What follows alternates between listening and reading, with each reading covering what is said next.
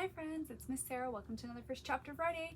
I'm going to be reading the beginning of Max in the House of Spies, a tale of World War II by Gidwitz. You've probably read a couple stories from him. So this is during Nazi Germany time, and it's about a boy named Max who lives in Berlin. And like most parents back then, they were obviously very worried about their children, so a lot of them sent them away, and many of them on the Kindertransport, which is where Max is being sent, which will send him to England. And he's very nervous because he's never left Berlin, he barely speaks any English, and he loves his home and his family.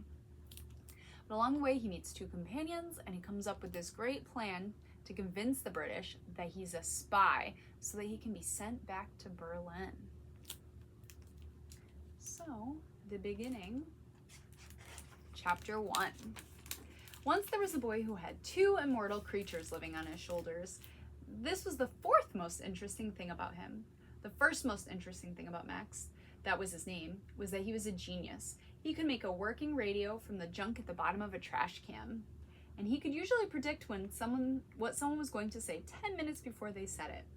The second most interesting thing about Max was that when he was 11 years old, his parents sent him away from Germany, where he was born and grew up, to England. All by himself, even though he'd never been there, didn't know anyone there, and barely spoke any English. The third most interesting thing about Max was that when he got to England, he fell in with spies. Real honest-to-goodness spies, a lot of them.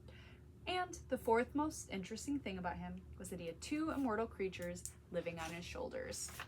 But that's probably what you have the most questions about, so let's start there. The two immortal creatures appeared the day his parents sent him to England.